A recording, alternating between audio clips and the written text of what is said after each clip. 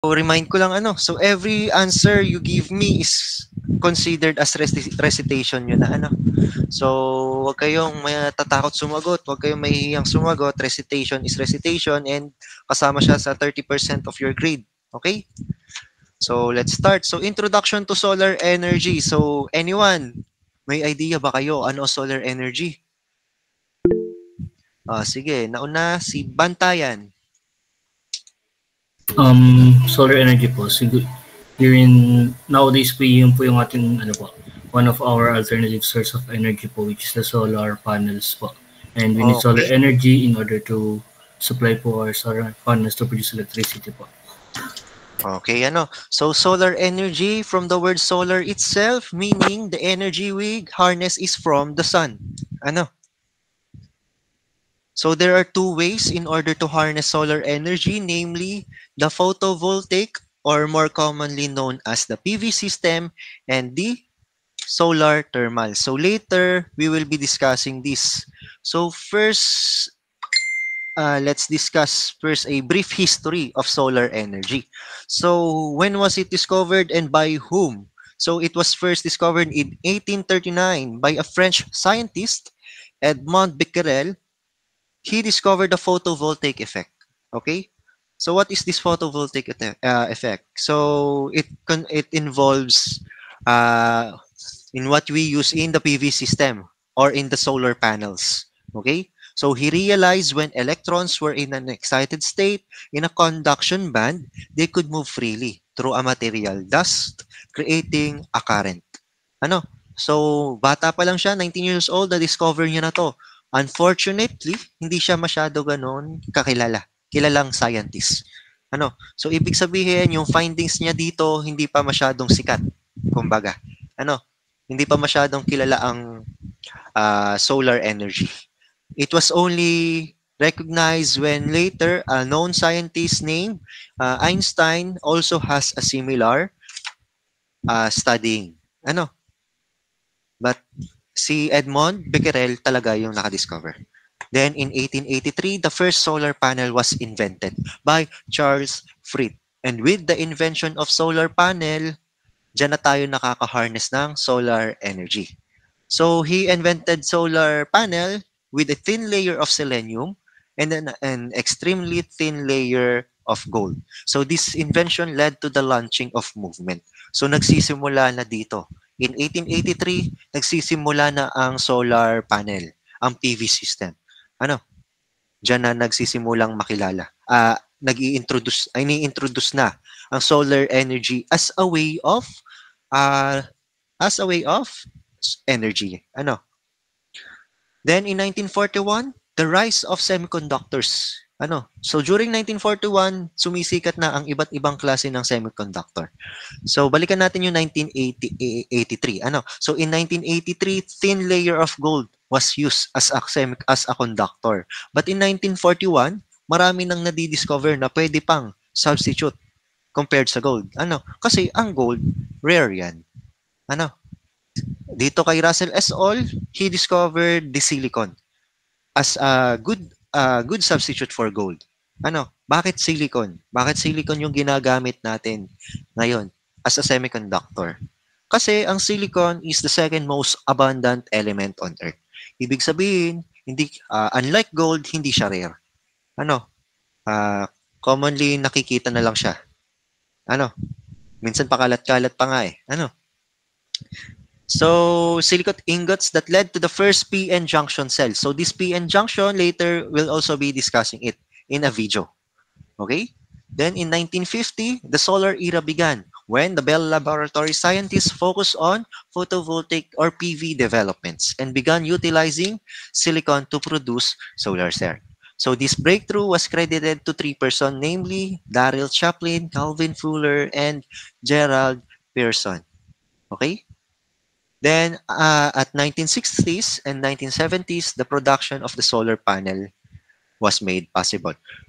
So, in 1950, doon na nila nasisimulan ang improvement ng technology. Dine-develop na nila using silicon na as a solar cell. As a solar panel. Mga materials na gamit sa solar panels natin is continuously improving. Then, pagdating ng 1960s and 1970s, dinidistribute na to. Dinidistribute na on different places or different areas. Yun nga lang, mahal pa ang solar panel during that time. So, not all or not many companies or plants has this as a source of energy. Then, in the present time, so in 1950s kasi, the world has less than a watt of a solar cell. Bakit kaya less than a watt lang ang na-harness? Sa tingin nyo, bakit kaya? Anyone? Any idea bakit less than a watt lang?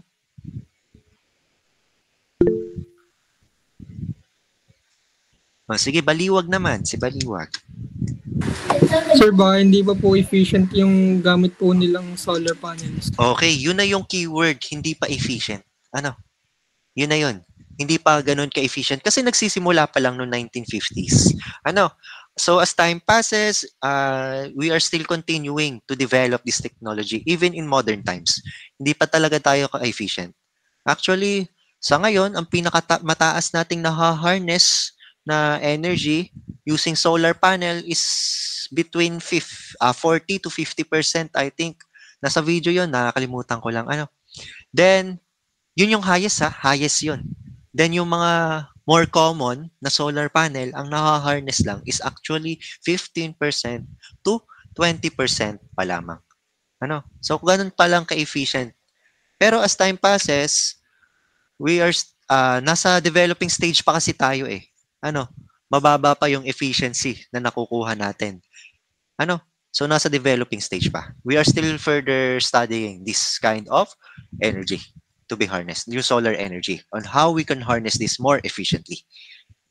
So fast forward to 21st century, 50 years of continued discovery and development of silicon and other PV materials, and still ongoing, today solar panels provide electricity to millions of houses.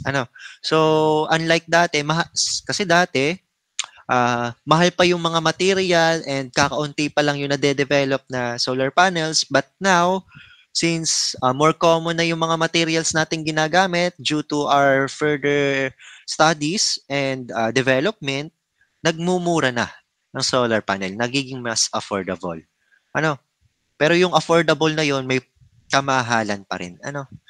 So according to the IEA report, the global installed solar capacity last 2023 is 510 gigawatts. Then, and the global installed renewable energy capacity is expected to reach 7,300 gigawatts. So, biglang nag-jump ng libo. Naging 7,300 agad. Between 2023 and 2028 daw. Bakit biglang nag-jump? Kasi nga, we are believing na as time passes, yung development natin sa paganda. So, kailangan meron tayong goal na i-achieve, which is ito nga, yung 510, kailangan may ma-achieve tayong yung malaking jump agad, 7,000 agad, 300 gigawatts. Okay? Then, during in the past times, the price of PV silicon cells in the 1950s was actually $76 per watt. So, ganun kamahal dati. Unlike today, which significantly declined to $0.10 per watts na lang. So, ang laki ng binaba ng presyo. Kasi nagiging common na nga to. Unlike dati, rare pa. Okay? So, yan ang ating history and present ng solar energy. So, next. So, definition of solar energy. So, solar energy, again, from the word solar itself, meaning from the sun, that is the energy we are harnessing. The sun's energy, the solar energy, solar radiation, irradiation, and so on. Yung mga sunlight, okay? So, kung mabasahin natin, solar energy is the energy the Earth receives from the sun, primarily a visible light or sunlight, and other forms of electromagnetic radiation or sun radiation. So the main energy source of our Earth is the sun radiation, and it totals the amount to 1.7 times 10 to the 17th watts. but not all energy is being absorbed in the Earth. Hindi lahat, hindi 100% na-absorb yan ng Earth. Kasi some are being reflected back. Ano yung reflected back na yun? Meron tayong mga clouds, meron tayong atmosphere, may ozone layer tayo, may mga dust particles tayong lumilipad sa atmosphere. Yun yung mga nagre-reflect. May mga pumipigil. Kaya hindi 100% ang na-absorb ng Earth. Then yung iba naman, ito, as you can see in this image, this is the distribution, yung kung saan napupunta yung na-absorb ng Earth. Ito nga, reflected back, merong mga nare-reflect. Then yung iba, we are converting it to heat directly. Some are stored in water vapor, some are consumed by wind, water, and waves, and some are consumed by plants, and also actually living things dapat lahat tayo na pinapakinabangan tong sun radiation na energy na to. So, this is a short video. Paki-confirm nga if may audio sa inyo to. May audio ba? Wala po. Wala.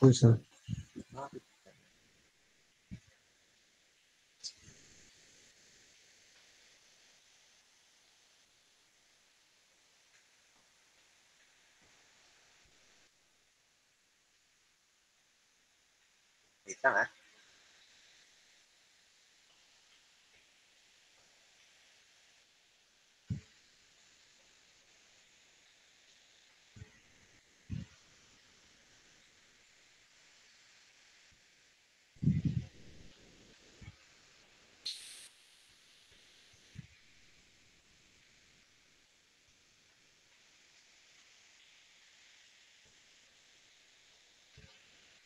Wait lang, alam ko.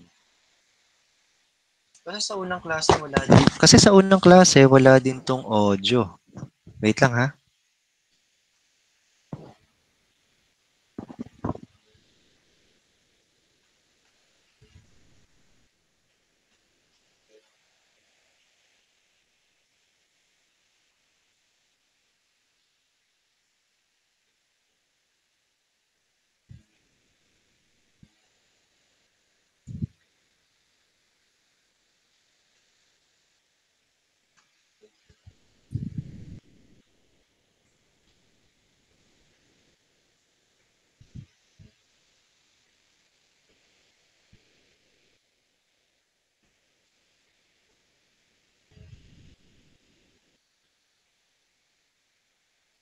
Just po kita po.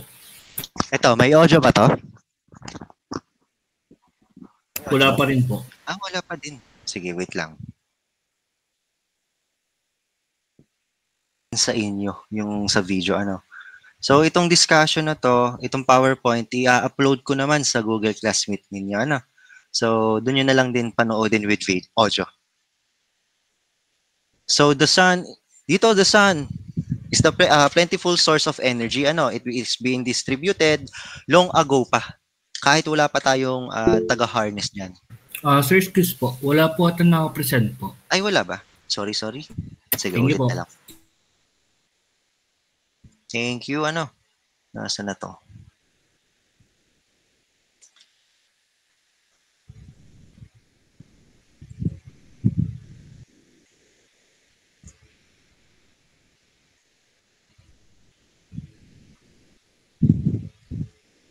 Ayan, meron na ba?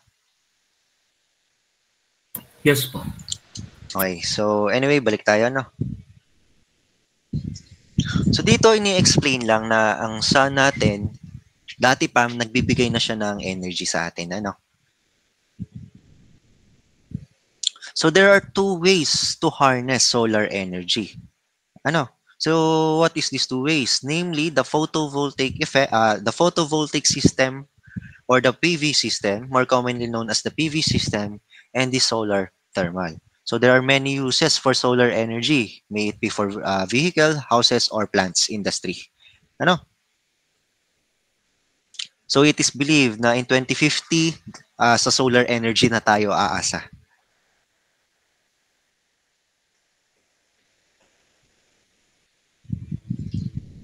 So So many household, millions na actually ang gumagamit ng solar energy, solar panels or the PV system.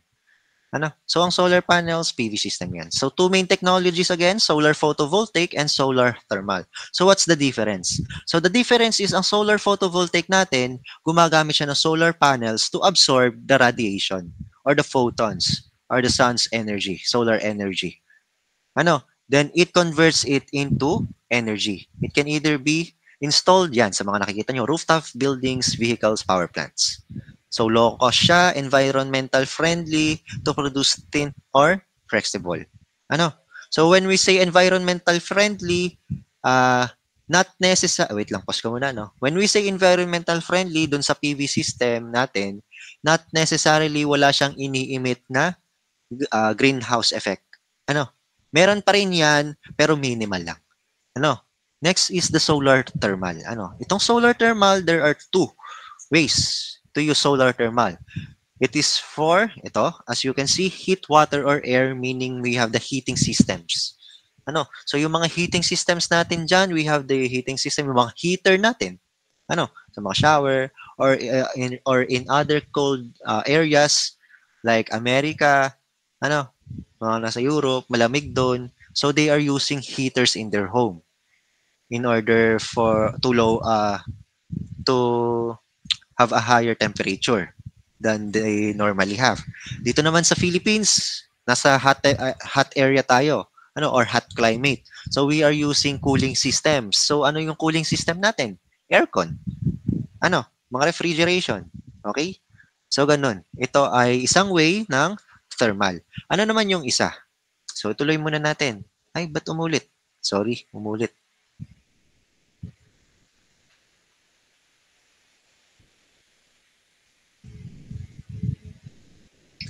Yan. So solar thermal. Again, ang unang solar thermal is through the use of heating system or cooling system. Then ito, sa second naman natin, when we are concentrating the sun's light or the sun's energy or the sun's radiation sa water, anong nangyayari when water is exposed to a very high temperature? Sige nga, anong nangyayari sa water? Sige po, Mr. Kayabyab. Na-evaporate po o kaya po nataas po yung temperature. Okay. So once na tumataas yung temperature, nag-evaporate yung water. And ano nangyayari sa water? O ano, anyone? Sige po, Rivera. Vapor or steam po. Ano yan? Sorry? Dinig na po, sir. Oh, sige. Kahit i-type mo. Hindi Okay, masyado ano yung ano mo, yung mic.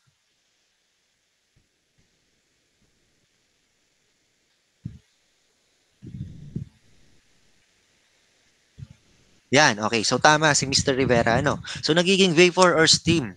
Okay? So yung steam, maraming uses ang steam. Ano? Kasi meron tayong mga steam engines, steam generator. And through steam, we are generating electricity or energy with the use of steam turbines. Okay? O yung mga steam technologies natin. So yun yung pangalawang way sa pag-harness ng solar thermal. Again, yung sa una, sa mga heating and cooling system. Then yung pangalawa, through the concentration of light through steams. Ano? Yung mga steam turbine tayong nagagamit to produce energy. Okay?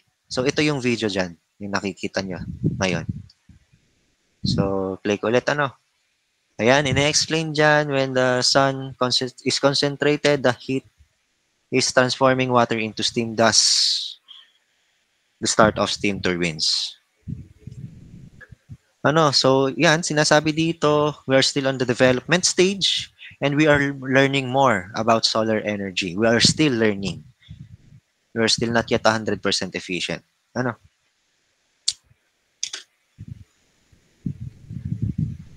Ay, nawala.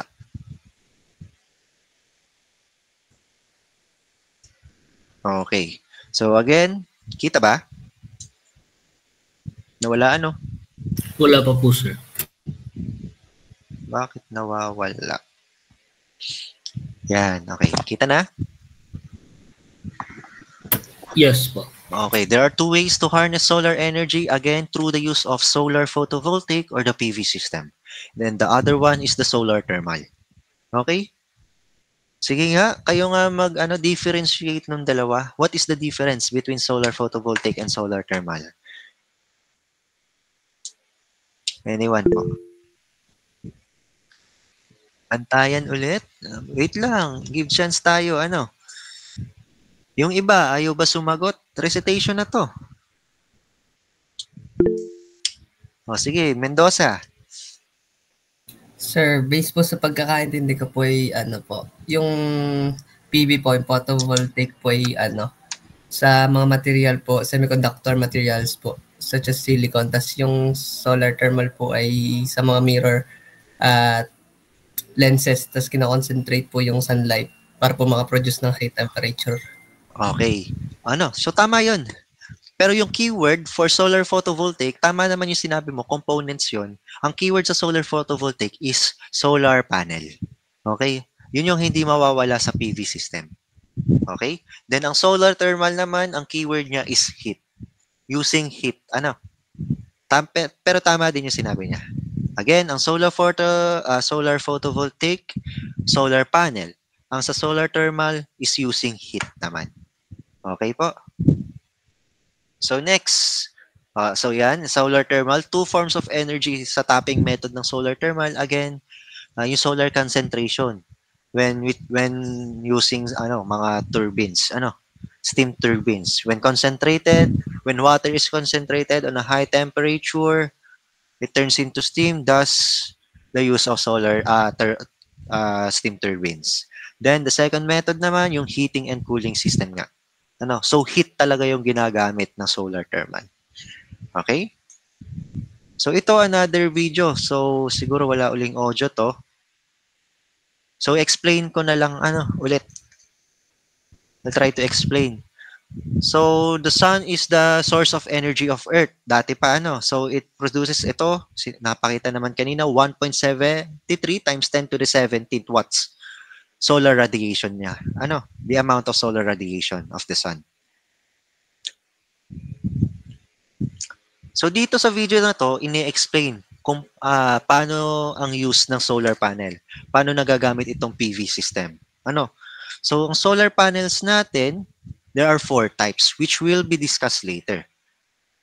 So solar panels consist of solar cells. Ito yung mga solar cells natin. So isang solar panel, kinokonsist yan ng maraming solar cell. And itong solar cell, ano ba yan? Ba't umuulit? And itong solar cell natin, it is made yan by silicon. Again, bakit silicon? Bakit silicon? Yes po, Bison. Dahil po, common po siyang material po. Okay. So, common material ang silicon. Actually, it is the second most abundant element on Earth. Kaya silicon ang malimit ginagamit natin. Kasi hindi lahat ay pure silicon ang ginagamit. Sa solar cell, merong mga nag-produce ng solar cell na ito ay composed ng hindi lang silicon, may boron pang kasama. May mga mixture. So, iba't ibang klase. So, nagdedepende din doon yung napoproduce na sa materials. Okay? So, play ulit natin, So, sorry na lang ulit, walang audio. So, ito ang silicon natin. Dito sa image na to, ang silicon natin, naka-sandwich siya sa isang metal, which is ito ang silicon, crystallized silicon. Then, itong silicon natin, may nangyayari dyan na PN junction na tinatawag. So, ano ba itong PN junction na to? So, sa the PN junction, meron tayong area for the positive and negative. So, bakit merong positive at negative areas? So, N being the negative area, and P being the positive area. So, itong mga umiibong ito, yan yung mga electrons. Yan yung nagbibigay ng mga energy or power. So, PN junction. So dito sa N junction natin, wala tayong space, may mga freely moving dito ang electrons. Then dito sa P junction, which is the positive side, meron tayong tinatawag na itong mga butas na to, holes. Okay? Holes. And ano bang use ng holes na yan? Diyan pumapasok yung Sige, play muna natin. Andun din naman yan. Again, positive and negative areas. Then ito, yung sunlight or the photons or radiation, tatama yan sa ating PN junction or solar panel or solar cell. Kung saan, papasok siya sa butas. Or gagawa siya ng butas, dun siya magi-stay. Then, itong energy na to, dadaloy yan. Itong electron na to, dadaloy palabas ng N junction natin.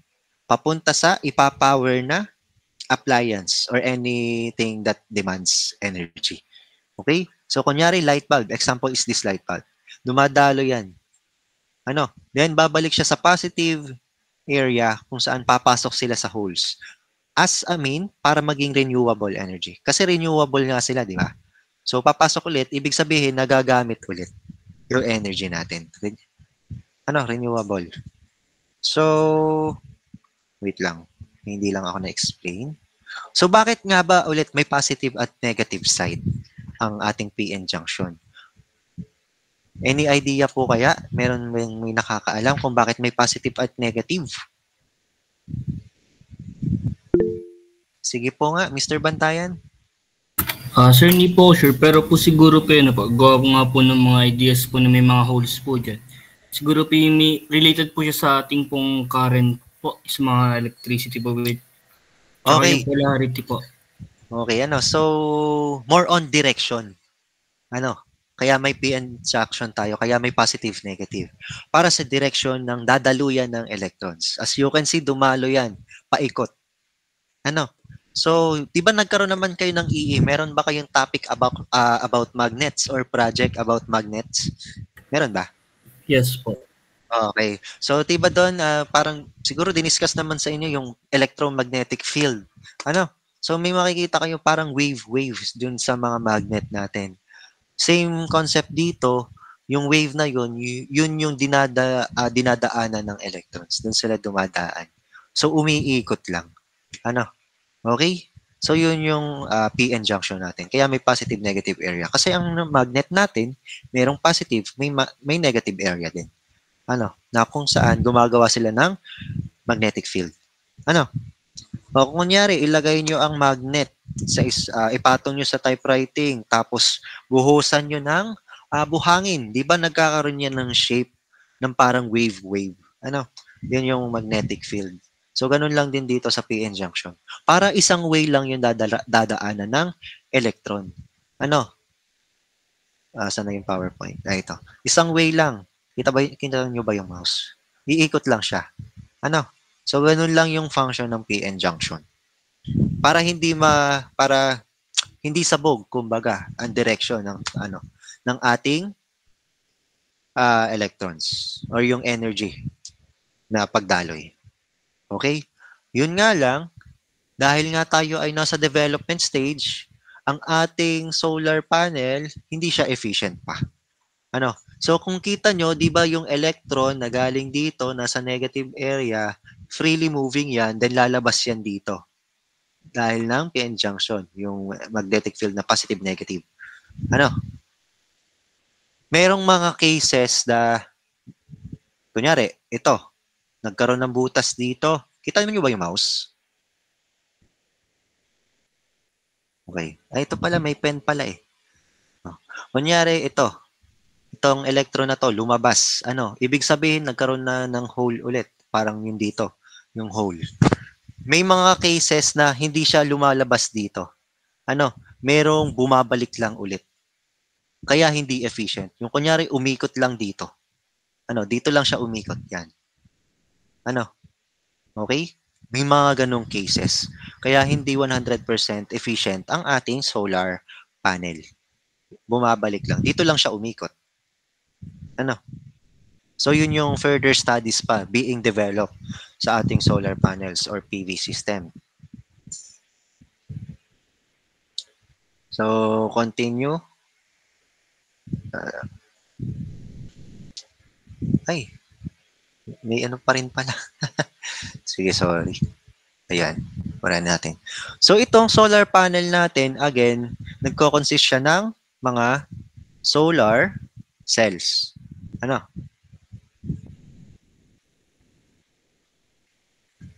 Ayan. Nagko-consist siya ng mga solar cells. And kung gusto mo ng mas malaking output ng energy mo, o gusto mo mas maraming energy, you need more power, all you need to do is to install more solar cells in your solar panel. O magdikit ka pa ng isang solar panel dito at lagyan mo pa ng maraming solar cells. Yun lang. Ano?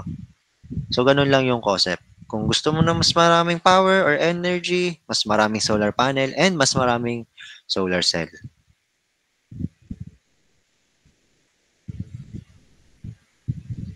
Ano ba yan? Ayaw mag-play. Ayaw na mag-play. Dahil naka-laser. Ganun ba yun? Oo nga, no?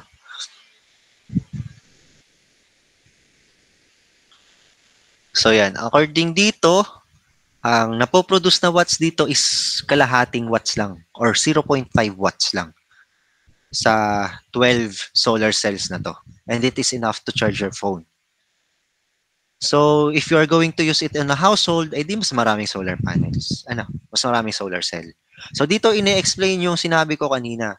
Merong mga electrons na hindi na nasa na yun. Sige, mamaya. Again, yung sinabi ko kanina, may mga electrons na aalis nga dito, tapos hindi naman dadaloy, bumabalik lang. Later pa pala yun sa video. Sige. So, sorry again, wala tayong audio, Mas maganda sana kung face-to-face pala. So, ano ba ang pumipigil sa atin? Ano ba ang pumipigil sa people around the earth, around the world? Bakit hindi na lang ang gamitin nating source of energy ay solar energy? Anyway, kaya? Bakit kaya? Ano ba yan? Wait lang po, Okay, bakit kaya? Sige nga po, Rabi, no? Sir, siguro po dahil po sa earth po natin sa hindi po yung araw po kumbaga sa iba po hindi po sobrang araw ganun. Okay, one factor yon. Any pa? Ano pa ang mga ibang factor sa tingin nyo? Yes, Leyesa? Para po sa akin ay dahil po yung mga solar panel is under development pa din po and kinakailangan po ng malaking area para po makapag-produce ng laking power po. Okay, another factor, hindi pa siya ganun ka-efficient. Sino pa? So, si Beo. Sir, isang factor po ay yung hindi po afford ng karamihan. Okay. So, ayun, sa pang-factor, hindi pa ganun ka-afford yan ng karamihan ng masa. Sige, last one.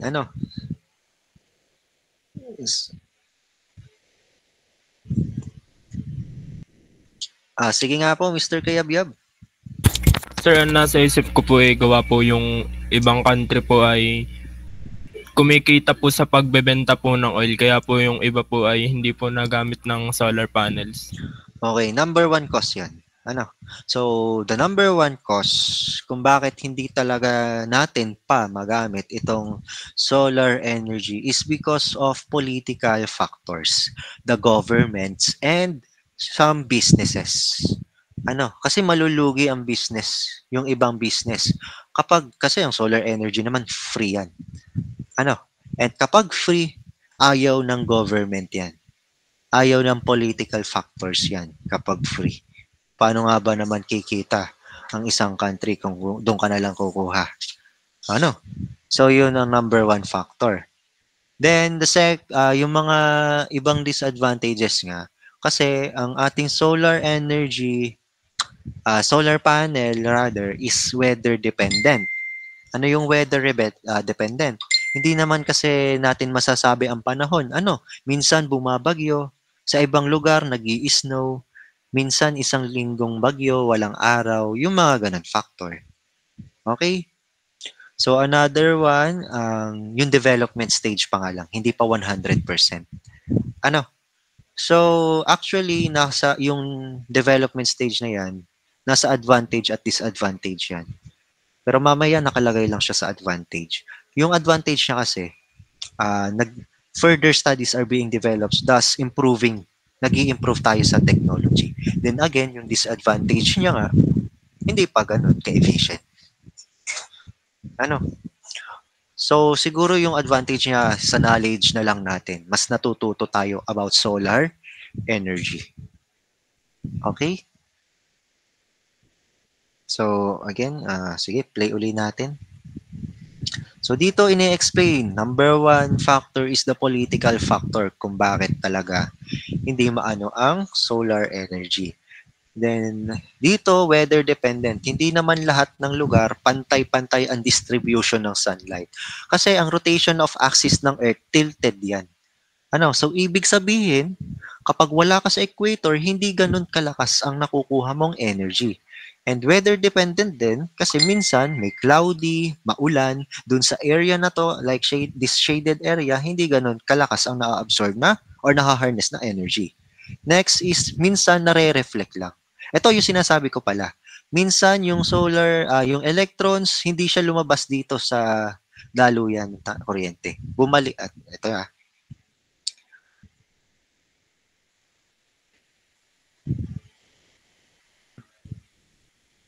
Yan. Hindi siya dumaloy, bumalik lang. At kapag bumalik yan, dead energy na yan. So, ganun, bumababa ang efficiency. Kaya ang solar panels natin ngayon, need ng maintenance. Kung 100% na yan, di na yan ganun ka-often ang need ng maintenance. Wala na naman. Ayan. Dito sa section na to, it is said na gaano kalaki ang space required. Possible ba ang Earth ay manguha na lang ng electrical needs sa solar energy? Yes, possible. Need niya lang ng 3 million meters, 3 million miles, I think. Ito. 3 million miles square of area para makapag-provide ng energy sa Earth. So, an example dito is the Sahara Desert. Pwede daw sa Sahara Desert tayo mag-install. Kasya na daw yung solar panels doon para makapag-provide in the whole Earth ng solar energy. Okay? Then moving on. Again, further studies are being developed. Some have the ideas of getting a solar farm that can be floating around the water bodies, like the ocean, seas. May mga ganong ideas na nagaganap. Or underdeveloped na. If ever, or meron na siguro. Then still dito may mga experiment pang nangyayari in a hot areas. Mga experiment pang nangyayari about solar energy. So yun lang. So again, sorry na lang ulit at wala tayong audio. Pero ipopost ko naman to sa Google Class natin. So kindly watch na lang ulit if you have time. Saglit lang naman to, ilang minutes lang to.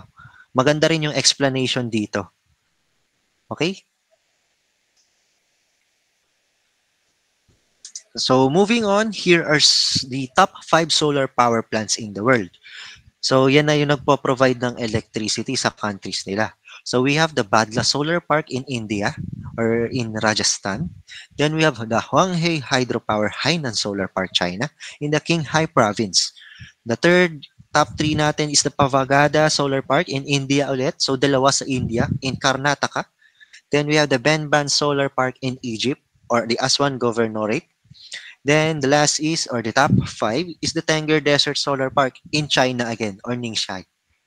So yan ang ating top 5 solar power plants in the world.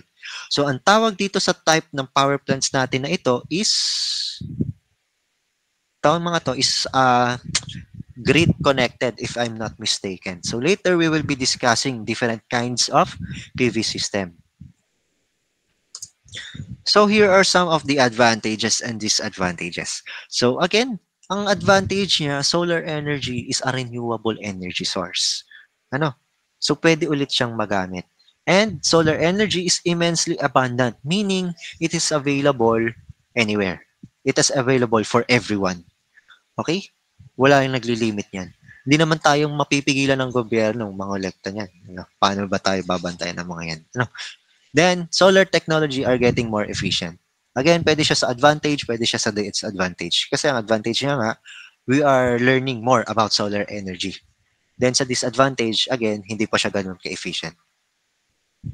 Now, number 4 is the solar life cycle generates minimal greenhouse gas emissions. As I've said earlier, minimal, hindi completely wala yan ha. Hindi completely gone. It's just minimal. Then the disadvantages naman, solar energy is still expensive. Di ba? May sinamagot sa inyong classmate na ganun. For households. So, hindi lahat kaya pang i-afford yan. Ano? Lalo na nung 1950s. Sobrang mahal yan. Siguro kung i-compare mo ngayon, affordable na, pero dun pa rin sa may kaya. Talaga. Ano? Then, solar energy is weather dependent. As I've said also earlier. Again, hindi natin masasabi ang panahon. Minsan may tag-ulan, minsan maulap. Paano tayo makaka-harness ng energy? Okay? Then, solar power plants are not the most environment-friendly option. Ano? Lagi naman ganun, basta planta. Ano? So, photovoltaic system muna tayo. Mag-focus muna tayo dito. Again, photovoltaic system is one way to harness solar energy. So, it converts solar radiation into electricity directly. Ano? So, itong PV system, it is made up of the photovoltaic solar cells. Yung mga solar cells. Solar panel, it consists of solar cells. Then, these solar cells, again, is made up of silicons. Ano? Hindi lang, sa iba, hindi lang silicon yan. May mixture pa yan. So, sabi dito, an individual small PV cell is capable of generating about 1 or 2 watts. So, dun sa video, ang sinabi 0.5 watts lang. Bakit dito? 1 or 2 watts naman. Kasi nga, it depends on the type of materials used. Okay? So, hindi pa rin sila pantay-pantay. Kaya ang efficiency ng pinaka-common nating solar panel is around 15 to 20%. Kita nyo, may around pa yan. Around 15 to 20. Kasi it depends nga upon the materials used. So, for higher output PV cells, you can connect it together to form a higher power module. So, in the market, the maximum power capacity of a module is 1 kilowatts. Okay? Excuse me. Even though higher capacity is possible to manufacture, it will become cumbersome to handle more than 1 kilowatt module. Kasi developing pa tayo. We are still studying.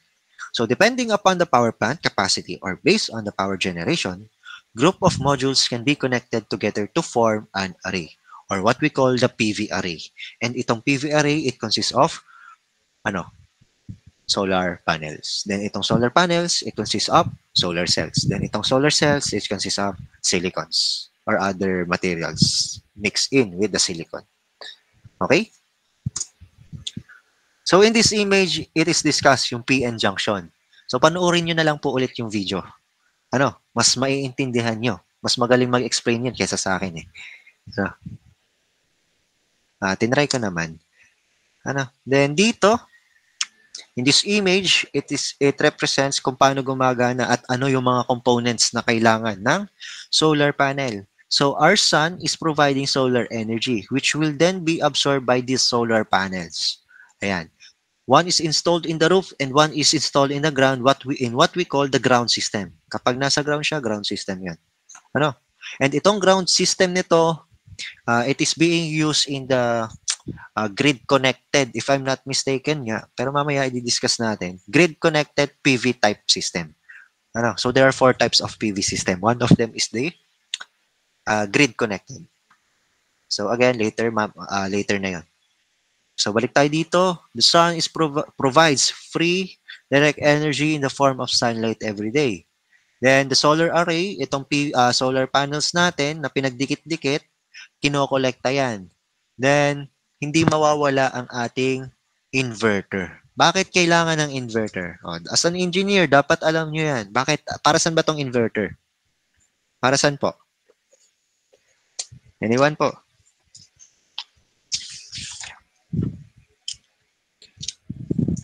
Wala po. Ako na lang magtawag. Sir, ulit nga po ng question po. So, ang question ko again is, bakit kailangan ng inverter? Anong use ng inverter? Ano? So, try ko magtawag muna, ano?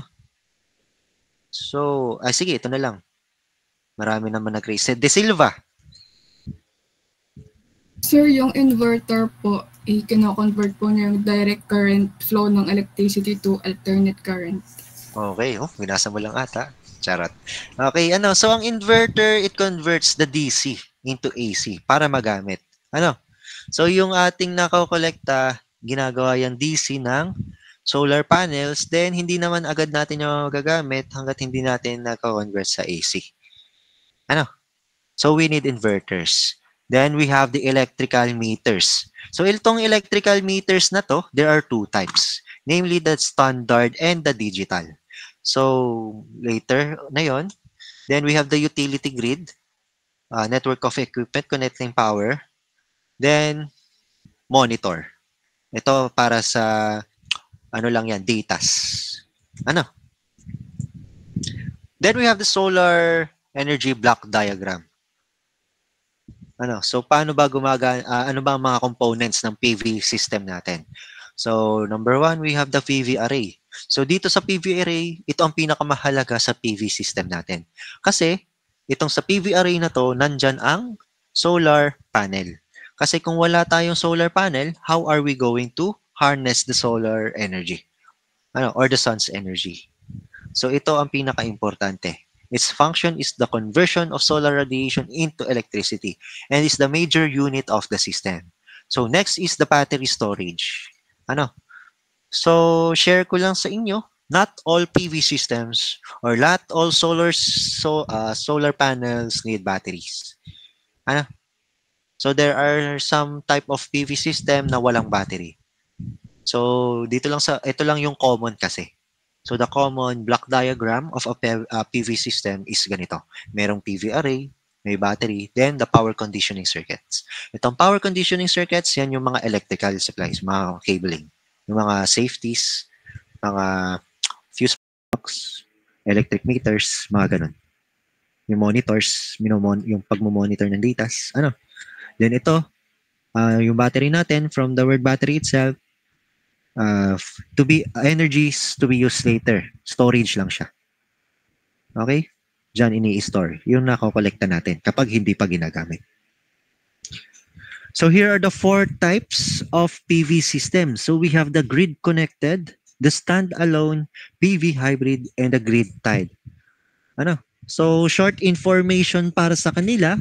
So dito sa grid-connected, ito yung nakita nyong example kanina, yung top 5 solar power plants. So this is being used to distribute sa mga consumers, sa may mga demand. So commercially used to sa mga ito yung mga ginagamit ng electric companies na nag-harness ng solar energy in different countries. Then we have the standalone. Itong standalone naman natin na to, ito yung sinasabi kong hindi kailangan, from the word itself alone, hindi kailangan ng battery.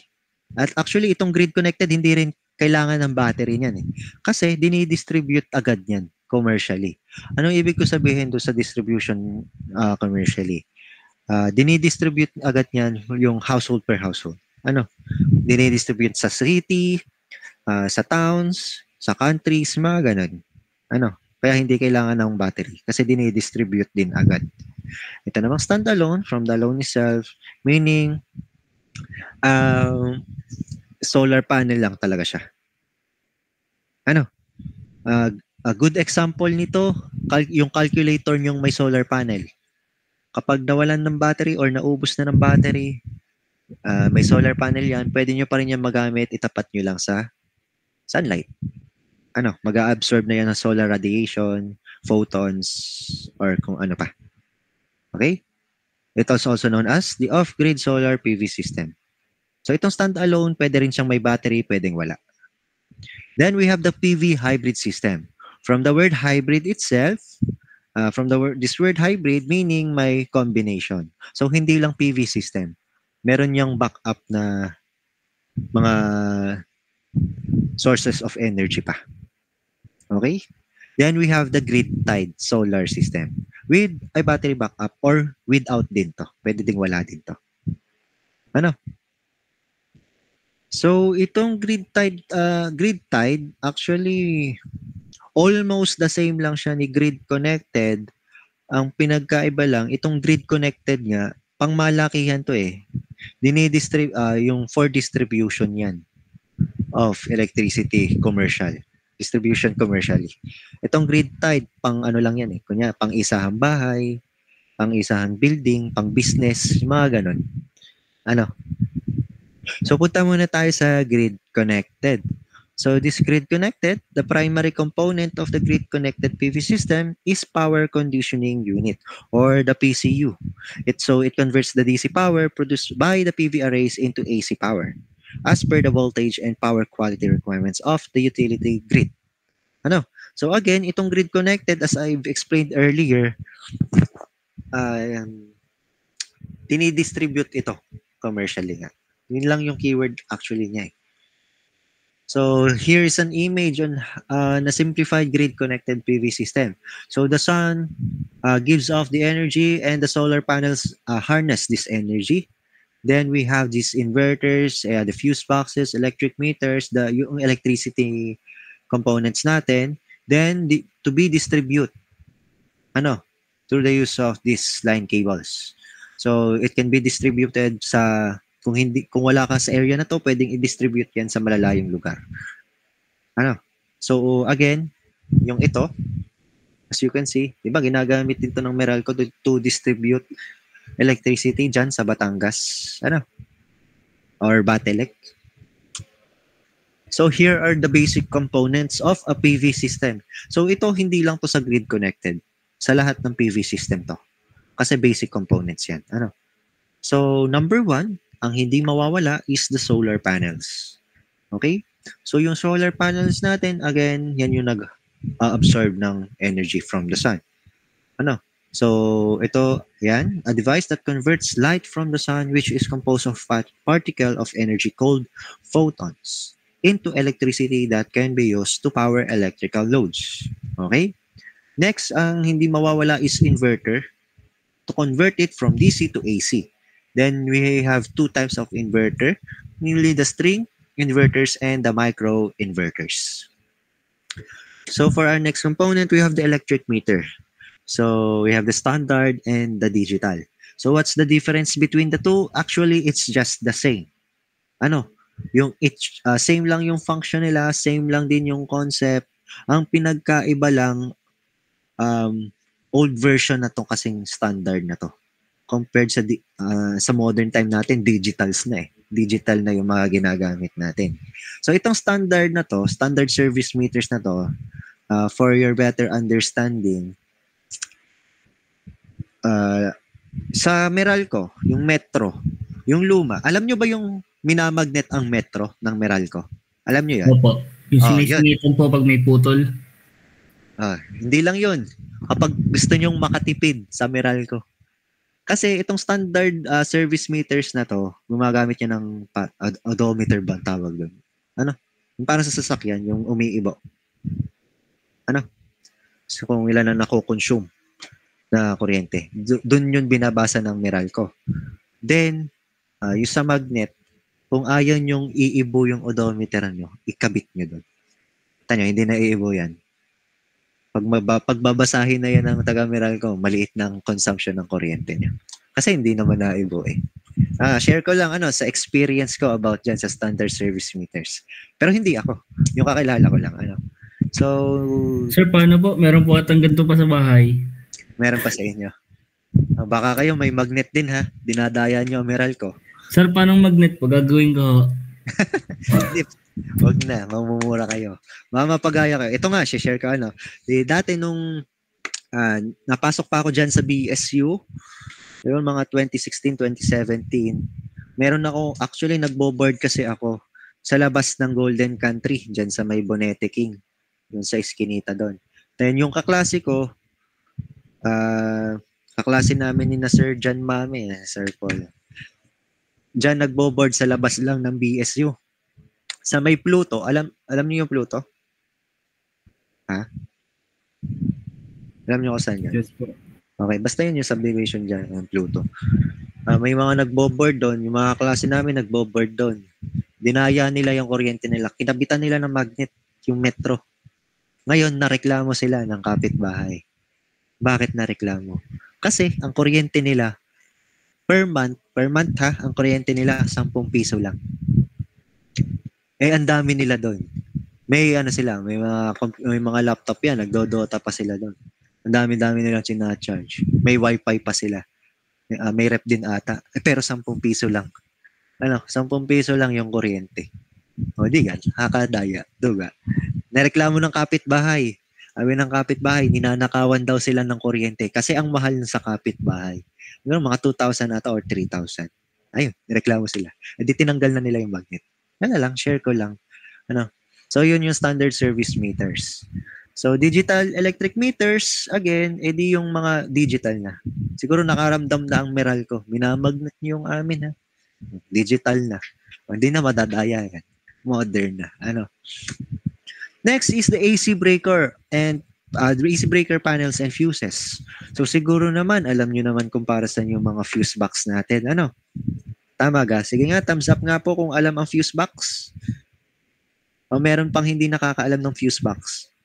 Or use ng mga fuses. Alam ba? Okay. So hindi ko na-explain yun. So then we have the safety switches and the cabling. So itong safety switches, every equipment, hindi mawawala ang safety switches. So same lang yan sa PV, hindi yan mawawala. Hindi yan dapat yung hindi nawawala sa isang equipment. Bakit? Kasi meron tayong battery sa ibang PV system, di ba?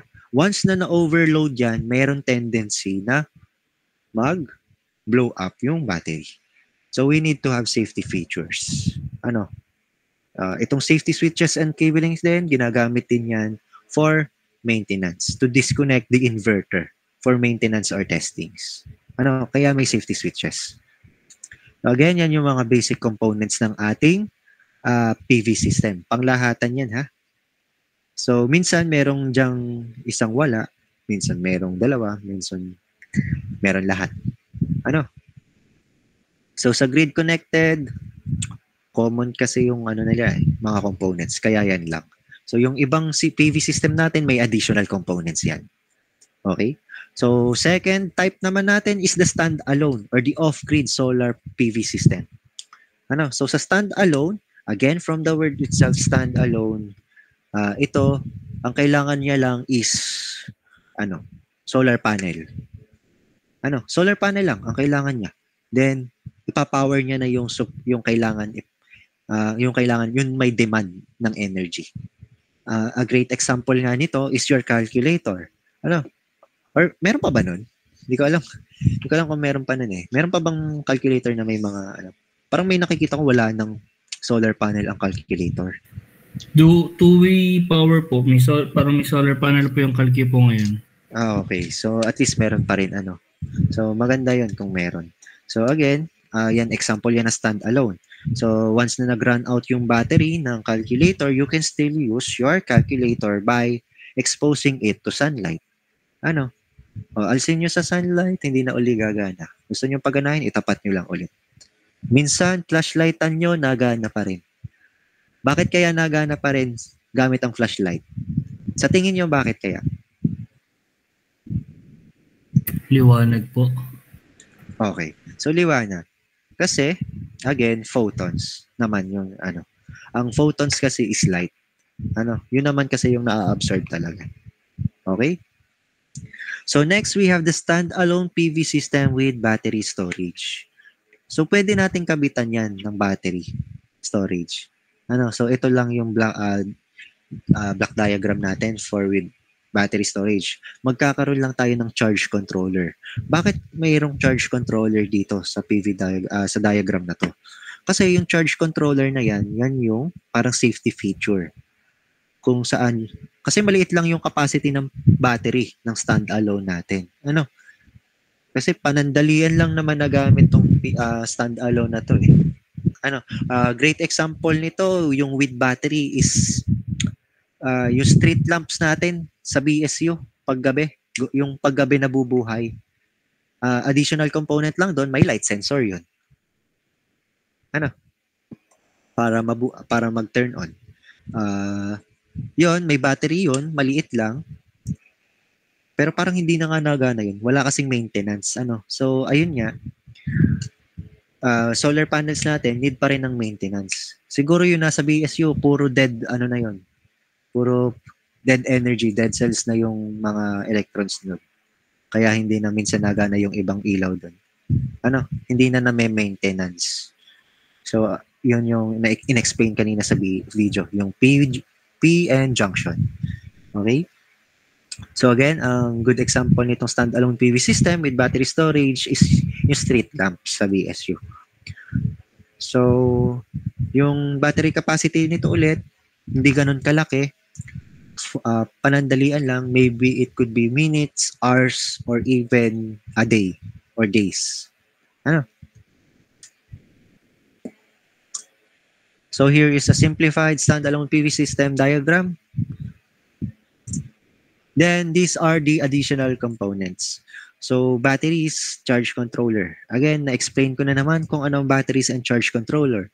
So in short, ang battery, storage lang yan. Storage ng energy. Then the charge controller, taga-regulate lang yan ng battery. Para malaman kung tama na ba ang pag-i-store sa battery or hindi. Yun lang yun. The third type is the PV hybrid system. So dito sa PV hybrid system natin na ito, from the word hybrid itself, meaning merong combination. So hindi lang solar panels ang ginagamit natin, hindi lang PV system ang ginagamit natin as a source of energy. Meaning meron pa siyang kasama like ito. Integrated with diesel generator, wind turbines, biomass, or any other renewable or non-renewable energy sources. Okay? Bakit kaya kailangan? Sa tingin nyo, bakit kailangan? Magtatawag ako ha. Miss Magbuo. Andiyan ka ba? Yes po, sir. Sa tingin mo, bakit kaya kailangan? Bakit kaya kailangan pa ng isa pang source of energy? Ba't hindi pwedeng PV system na lang?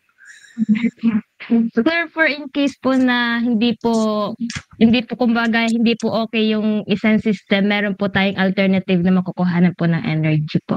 Okay, yun na yun. For backup purposes. Again, ang ating solar energy, disadvantage yan, weather dependent. Paano na lang kung bumagyo ng isang linggo? O sa other places or other countries may snow. Paano na lang kapag nag-snow ng matagal? Di ba matataklo ba naman yung solar panel? Paano kukuha ng mag-harness ng energy? Paano kung may snowstorm? Di ba? Yung mga ganong cases. So this PV hybrid system, commonly ginagamit yan sa mga planta. Sinong taga-Tabangaw dito? Bigyan ko ng example tong PV hybrid system. Sinong taga-Tabangaw? Meron ba or malapit? Or alam yung Shell sa may Patabangaw? Wala. So, if madadaanan nyo yun, yung Patabangaw, meron din kasing Shell factory. Meron sila sa labas, makikita nyo agad yung solar panels nila. Yun, PV hybrid yun. PV hybrid system. The main source of their energy is through the use of solar panel. Kasi ito ay libre eh. Bakit pa sila babayad sa Meralco? Diga? Kung afford naman nilang magkaroon ng solar panels, ng PV system. Diba? Doon na lang ba sila magdedepende? Paano kung ayun nga, bumagyo. Paano nga kung bumagyo ng isang linggo at walang araw? Di mauubos yung nakastore na energy dun sa solar panels natin or sa PV system natin. So, mawawalan sila ng power. At kapag nawala ng power ang planta, malaking loss yun sa kanila. Diba? Pera yun. Pera ang pinag-uusapan. Kapag malaki ang loss sa pera. Okay?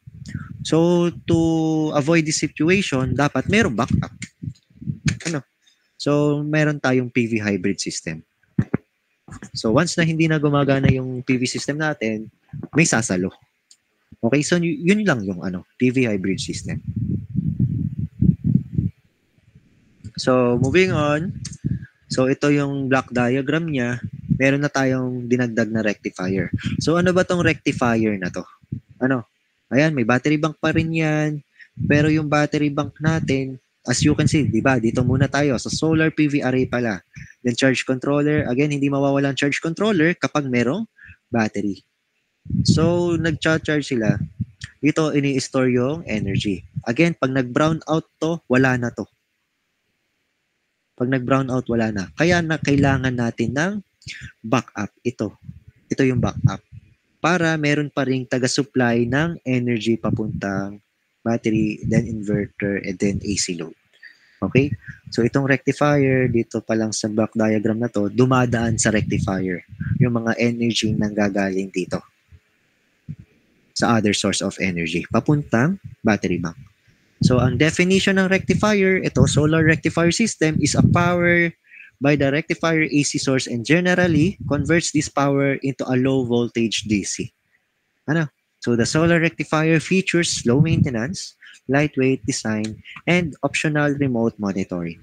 Used in two different ways, with or without a transformer. So, pwedeng may transformer, pwedeng wala. Then, the last system is the grid-tied solar system with a battery backup. So, again, itong grid-tied solar system, parang grid-connected lang to. Ang pinagkaiba lang nila, maliit lang tong grid-tied. Okay? Itong grid-tied, ginagamit to ng mga, yung may mga bahay. Yung sikip, kunyari sa subdivision. Kunyari doon sa BSU, merong may naka-solar panel doon eh. Kita nung nag-discuss ako last Sunday, habang dinidiscuss ko yan, may nakapagturo sa akin, sir, ayun po, may solar panel sa bubong. Di sila na mayaman. Di yun. Ayun, example yun ng grid-tied solar system. So, ang pinoprovidean lang dito ng energy is yung household mo. Hindi pang commercial. Pang saya yung bahay lang. Pwede din to sa mga may buildings. So, there are two types. Yung may battery, ito, and yung walang battery. So, ito, hindi magagamit mo lang ay sa umaga. Then, ito namang hybrid solar system na to, ay yung may battery. So, you can store some energy dyan. So, again, kapag may battery tayo na storage, hindi mawawala yung charge controller. So, you can use during power outages itong hybrid solar system na to. So, bakit hybrid solar system? Kasi parang kinumbinan lang ng battery. Nilagyan lang ng battery. Kasi normally, hindi naman nilalagyan ng battery ito. Para lang siyang stand-alone. Pero ito, ang stand-alone kasi maliit lang na solar panel eh. Pero ito kasi pang bahay na, pang building na. So this system can cost more to install than a typical grid-tied solar system due to the additional expense of a battery bank. So yun lang yung pinagkaiba nila. Ito may battery at mas mahal. Kasi dahil ng battery, may storage ka. So benefit naman yung battery na yun. Kasi kunyari, gabi na, hindi ka na makaka-harness ng energy. At least yun, meron ka pang magagamit kahit wala ng source of light or source of solar radiation. So this is example of a grid-tied solar system. So ito naka-install sa bahay. Rooftop. Sa roof naka-install. So ayan, dinidistribute itong energy na naka-harness dito. Ito, na-explain ko na yan. Battery, mga inverters, backup, generator, ayan. So ito, bakit kaya may grid dito? Bakit may nakakonekta pang grid dito? Again, pag nawalan to, at least may backup ka. Or, minsan, ginagawa dyan, alam nyo ba yung binibili ng Meralco? Yung kuryente ng mga naka-solar panels. Alam nyo yun? Hindi po. Okay, hindi. So, yung iba alam, nung last Sunday kong na-discuss, may mga ibang nakaalam, meron din hindi.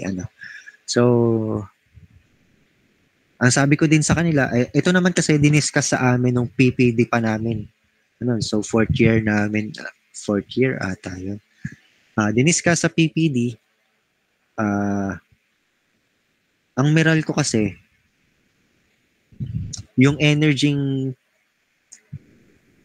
dinidistribute niya commercially, hindi yan sapat sa ating lahat. Bakit hindi sapat? Kasi dumadami tayo eh. Our population is growing. Meaning, dumadami yung consumers. So, na-overpower ng consumers yung demand.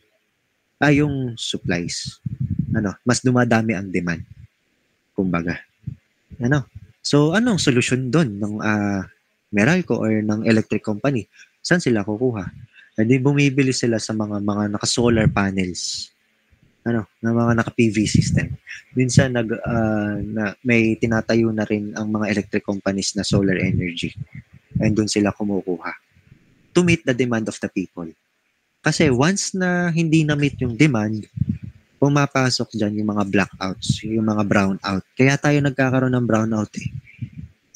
So kaya nagkakaroon ng brownout kasi madaming demand. And nauubos na yung supply. So, yun. Ganun lang yung concept. So, in PPD, at least meron na kayong idea pag diniscuss yun sa PPD nyo. Kung i-discuss. May subject pa ba nun? May PPD pa ba? Sorry, hindi ko alam. Sa fourth year. Ayun. Baka i-discuss din yun sa inyo. So, doon na yung further explanation. Then, this is the end of our discussion for our first topic. So, time check, 2:34 na. So, konting discussion pa tayo sa second topic para naman hindi kayo masyadong mahuli. Kasi na-meet ko yung last Sunday eh. So, tomorrow, ang i-discuss ko na sa kanila yung second topic. So, hahabol tayo ng konti. Okay lang po sa inyo? Sige po, sir. Okay. So, quick discussion lang, konti lang. Kung hanggang saan lang ang maabot natin.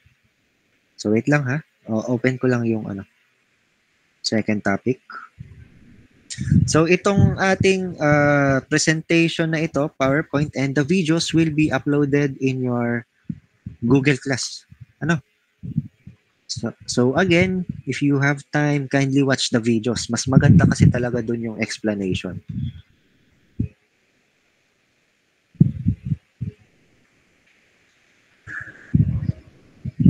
Tsaka cartoon yung explanation dun. Ako, mas nagaganahan ako pag ang explanation naka-cartoon eh. Kasi yung mga tunay na parang nakaka-board.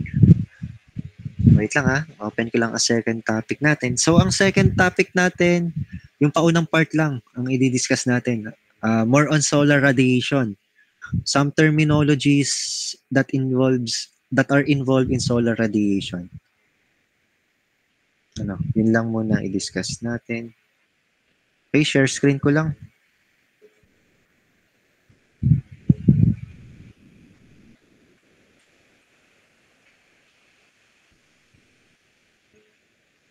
Yan, kita ba?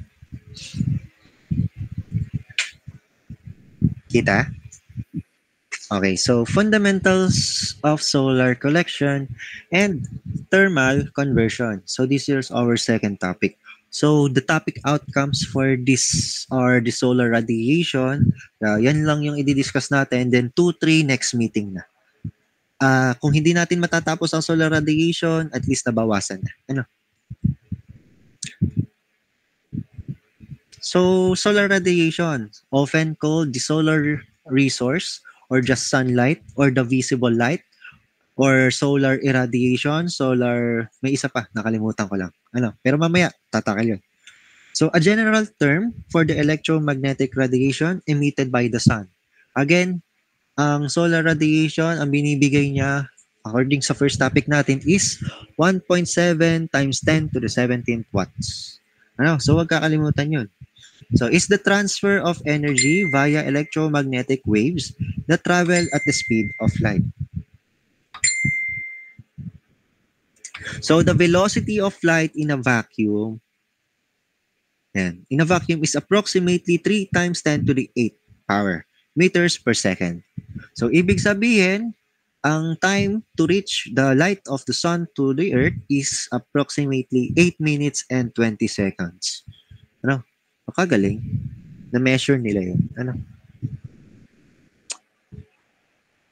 So, solar radiation is the input power source of PG generators or the PV system. So, dyan kumukuha ng energy ang ating PV system, yung mga solar panels natin.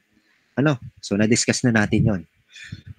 So, the sun emits electromagnetic radiations as a black body having a surface temperature of about 6,000 Kelvin. So, this is because of the nuclear reaction running in it, where the sun is converting hydrogen into helium. So, next is the basic principle of the solar radiation. Ano?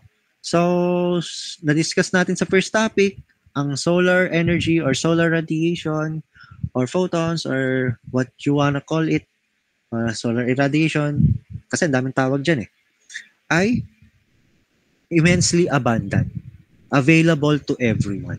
Ano? Available to any place of the earth. Yun nga lang, hindi pantay-pantay ang distribution ng solar radiation. Kasi, ito yung basic principle niya So, every location on Earth receives sunlight at this part of the year.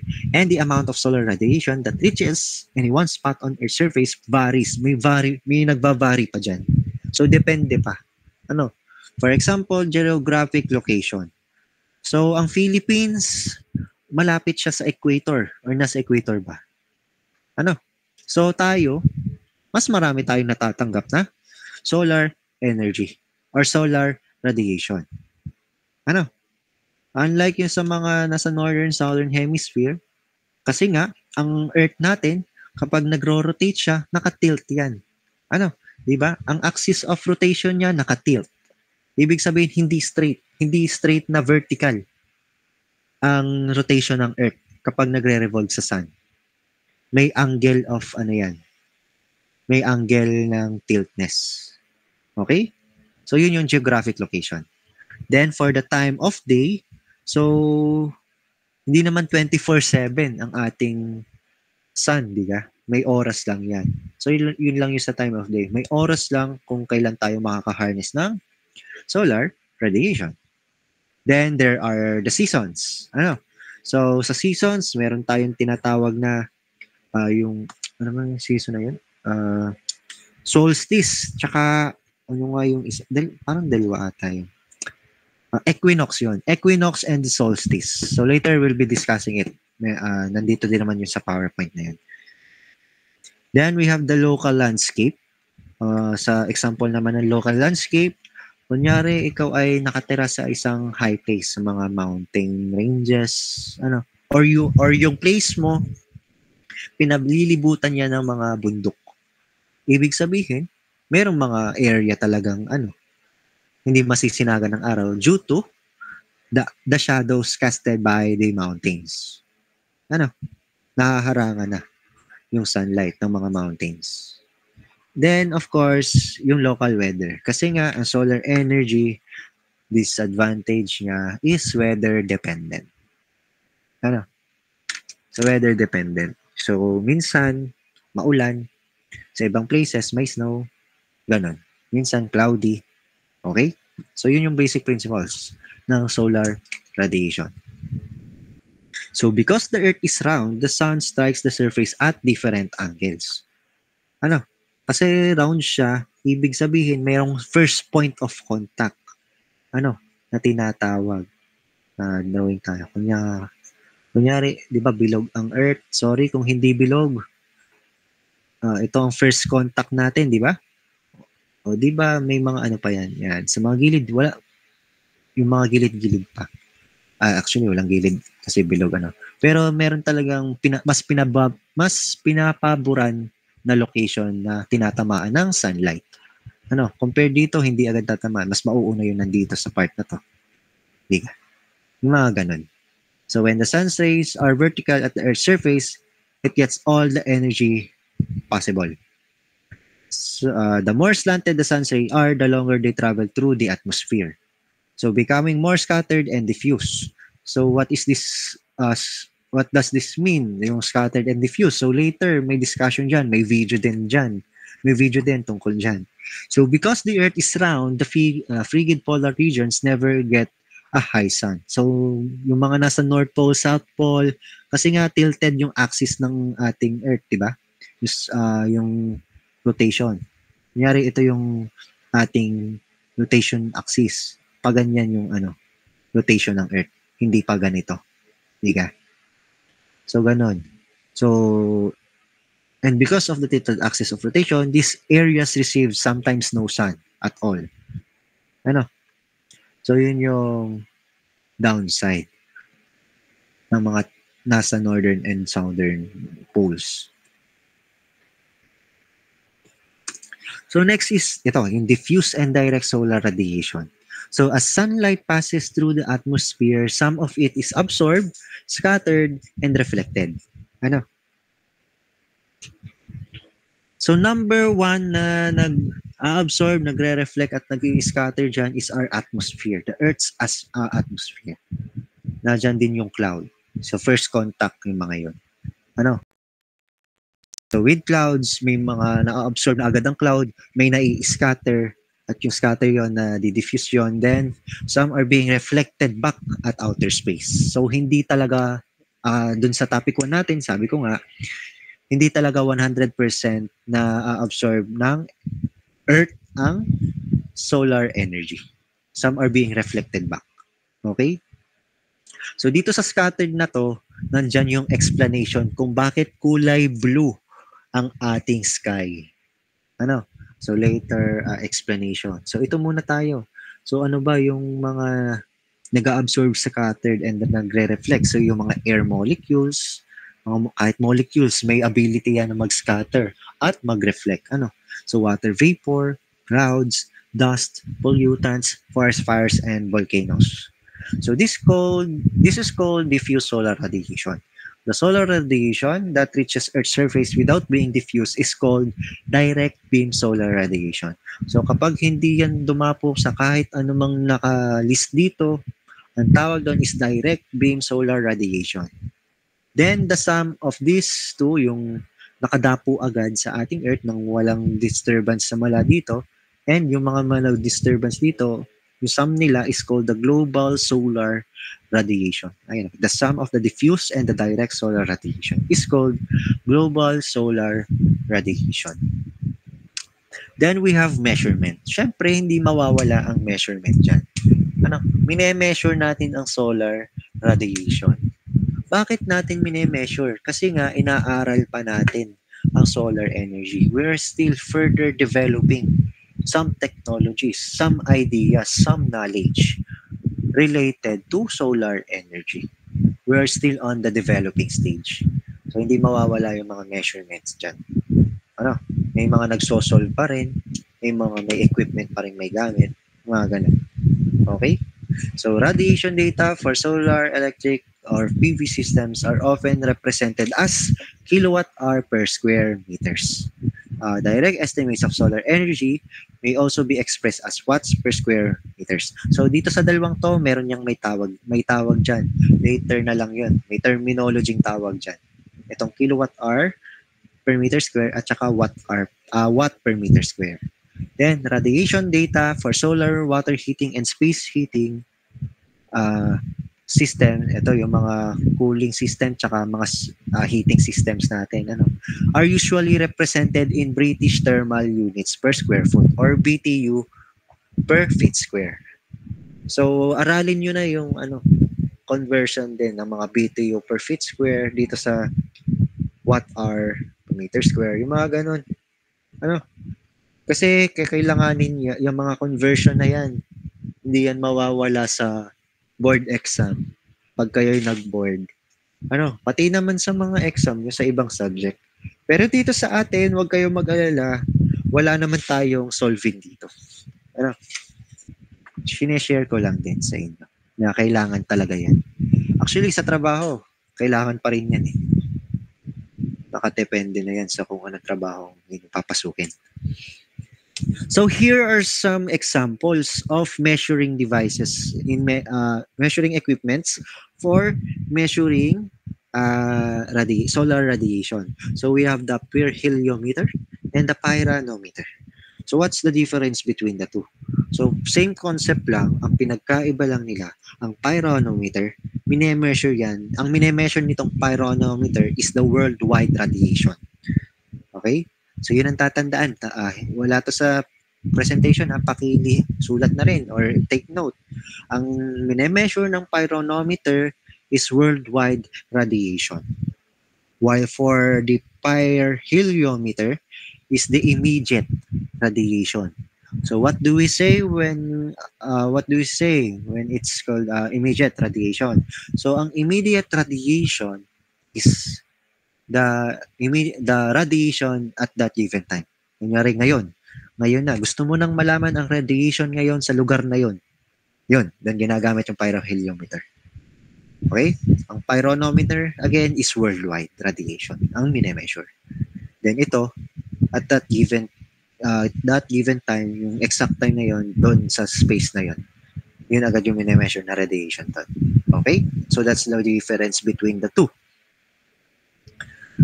Next is we have the visible light has a wavelength. So yung visible light natin, it composed of wavelengths. Hindi lang natin nakikita yung kulay, pero yung mga wavelengths na yan actually nakikita through the scattering. So later i-discuss natin. So yung wavelength natin, yung sunlight natin, visible light, parang transparent lang yung nakikita natin, diga? Tama? Pero merong way para makita natin yung wavelengths ng sunlight. Ang kailangan lang natin is gamitan ng special shape crystal, yung parang triangle, yung kapag tumama yung light doon, may rainbow tayong nakikita. Alam nyo ba yun? Hindi ko alam ang tawag doon. Pero may idea pa kayo sa sinasabi ko? Yes po. Okay. So yun. Para makita yung wavelength na ang tawag doon. Actually, yung rainbow natin is a wavelength. So from red, orange, yellow, green, blue, then violet. Yan. Wavelengths na yan. The red wavelength, kung tinatawag natin, infrared. Kumbaga. Then we have the ultraviolets. So yung infrared natin, yun yung pinaka-visible wavelength. Yun yung pinaka nakikita. Kaya kung mapapansin nyo, yung mga laser pointers natin, ang kulay, pula. Kasi, yun yung pinaka nakikita wavelength. Okay? Gets? Then, sa as we go to, yung kulay ng wavelength papuntang violet, hindi na masyadong nakikita. So, yung red wavelength, minsan visible to the human eye. Then, yung ultraviolets or yung violet wavelengths, minsan hindi na nakikita. Malabo na. So solar radiation incident outside the Earth's atmosphere is called extraterrestrial radiation. So on average, the extraterrestrial irradiance is 1,353 watts per square meters. So this value varies by plus negative 3% as the Earth orbits the Sun. So solar constant, some useful information related to solar radiation. It is the energy from the Sun per unit time received on a unit area of surface, perpendicular to the direction of the propagation of the radiation at mean Earth-Sun distance outside of the atmosphere. So here are some key terms. So ang diameter ng Sun, it amounts to 1.39 times 10 to the 9th meters. Then we have 1 astronomical unit. Itong 1 astronomical unit na to, ito yung distance from the main diameter of the Sun, ito, papuntang main diameter of the Earth. So yun yung distance. 1 astronomical unit ang tawag doon. And ang conversion niya through meters is 1.496 times 10 to the 11th meter. Approximately lang yan. Okay? Then ang solar constant natin is 1,367 watts per meter square. Then, again, ito, solar radiation, solar irradiance, and solar irradiation. So, may pinagkaiba ba itong tatlo? Actually, wala. Wala silang pinagkaiba. Ayan o. The term irradiance, irradiation, and radiation are often used interchangeably. Ano? So, anong pinagkaiba lang nila? Yun, ang definition nila, same lang, pero siguro yung sa unit lang. Para mas madaling maintindihan ang pagkakaiba ng solar irradiance and solar irradiation, titingnan nyo is yung unit. Ano? So yun yung inexplain ko kanina, yung mayroong kilowatt hour per meter square at saka watts per meter square. Ano? So ito, yan, nandito. So ang irradiance is the power of solar radiation per unit area.